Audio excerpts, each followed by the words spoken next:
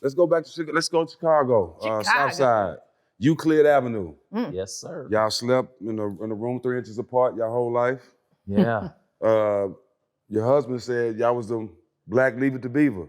That's Explain that. Well, it's spoken from a man whose life was upside down in so many ways. I mean, you know, he didn't know his father, grew up biracial kid in Hawaii, you know.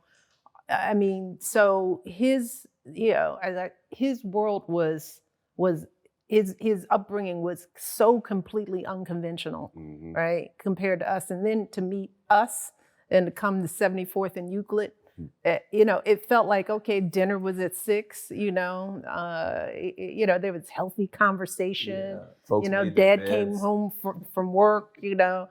Now, we were the broke Leave It to Beavers, you know. I mean, we were living above our aunt, you know. Yeah. My dad was driving his deuce and a quarter, you know, until it went into the ground, you know. Guys, it was a small apartment. Yeah. It was really a 1-bedroom apartment that we converted into 2 bedrooms. And we used the main living room split and made our 2 bedrooms together.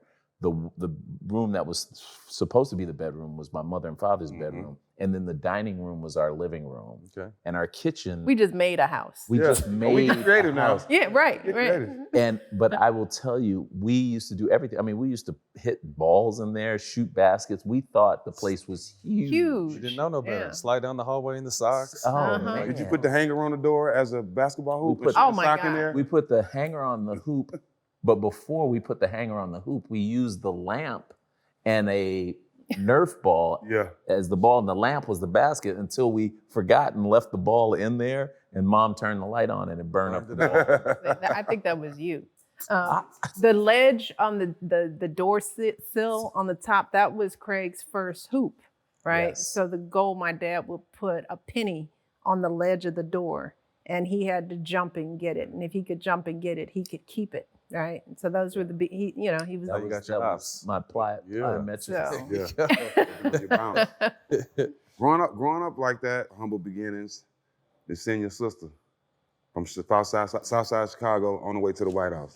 What's your feelings? Well, so it was sort of a progression, right? And so if you can imagine, when she met Barack, he was just a lawyer, and he had just done some community organizing, but he was just like a regular guy. He was just a nice young man. He was a nice young man, and he was at our house for Thanksgiving early on in their relationship, And I was playing the big brother, so I was like, come here, man, let me talk to you, bruh. So what do you think? What do you think you're gonna do with this? Plans with my sister. Well, plans, you know, you're gonna stick with law? He said, well, you know, I think I might go into politics. I was like, oh. And I said, said, you want to be like a mayor or an alderman or something? He was like, no, I was thinking I'd maybe run for Congress, senator maybe, and then maybe even run for president. And I was like, shh, man, you don't want to talk like that. If my aunt Gracie heard you, she'd think you crazy. So don't tell too many people that. How old is he at this time? How old is Barack at this time? How old is he? How old? So how old was he when you all met? Oh, he had to been like 26, 27. So, and I was a year younger than him. Okay. But I didn't realize that. I just figured we were around the same age. And I was like, you can't say stuff like that around here. People they'll think you're crazy. And lo and behold, jump ahead. Jump ahead a few years. And I'm in Orlando when he gave the big speech. I'm in Orlando for AAU Nationals. I'm going recruiting. I'm at Northwestern. I asked Bill Carmody, who's our head coach there, I was like, can I have the evening off? Barack's doing his speech. He was like, of course. And I'm in my hotel room, shorts, t-shirt, and I'm sweating, nervous. And just because I wanted him to do well. And he knocks it out of the ballpark.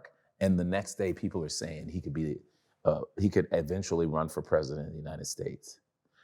It's still, when I think about that, it never really hit me until we were on our way to the not the inauguration, but The election the night election night Grant when Park he in won Chicago. in Chicago. The whole time we're like talking like we are now. Nobody could believe it. Even Barack, to me, couldn't believe it, because we're sitting in the kitchen at their house waiting for the results. And we thought, oh, this is gonna be a late night. It's gonna be like 2 a.m. before we find out. We had just finished dinner, so figure it's about 7 o'clock. And all of a sudden, everybody's phones start buzzing. And we always kept our phones away from the table when the kids were there, and we were all talking, and everybody's phone starts buzzing. And Barack picks up his phone, looks at it and puts it back down, comes back, sits at the table, and we're all talking. And he says, well, looks like we won. Said it just like that. You remember that? The way he said it was so cool. It was like, I knew I was gonna win. Yeah. Yeah. And it didn't register until we were in the motorcade going down to the election night. But that was a long story. I wanted to tell you that story to say, through all of that, my sister's been the same person, really. People just got to know how smart, how accomplished, how thoughtful, how generous she is. And it's been great. Glad we're getting this on tape. It's been great to watch. It's a proud moment for, a big brother. I spent all my life being Craig Robinson's little sister. Poor thing. I mean, because he was Mr. Basketball Star, Mr. All Ivy, and we went to the same college. Came on campus and was like, "Oh, you Craig's little sister, you Craig's little sister." I'm like, "Yeah," and I was proud of it. And now, when did he become? It was that night. That night, it was all like, changed, huh? You Michelle Obama's brother. I was like, yes, I am. There you go. For you, excitement, hesitation, nervousness, like what's going through your mind? Because this is a huge shift, the first in the history, and it's just a crazy history. But what are your inner thoughts during that time? I mean, it was really all over the place. And, it's not just that night. I mean, it's the run to the presidency is a 2-year process. I mean, you start first of all, you start announcing, and that's a battle, right? Because your husband tells you that he's going to do something that's going to fundamentally change your life. And my first reaction was, hell no. Right. No, why? Why would we want to do that? We're the Beavers. We're the Cleavers. We're doing just fine. We live in a lovely house. We're near family. Girls are good. Why would you want to go and do something that crazy, People, it wasn't that I didn't believe in him. I didn't believe America was ready.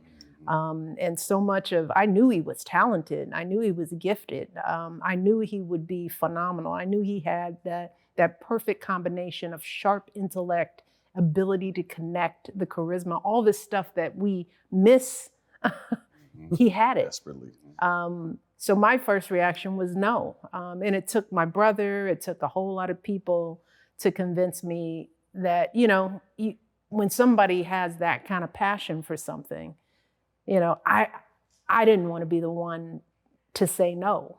And then I didn't want fear to guide my decision, because that's what it was all about. It wasn't that I didn't believe in him. I was just scared. And so I had to think long and hard. Well, if I wasn't married to him, I would want somebody like him to run. He's the person that we say. So I can't be selfish and be like, I want this all to myself.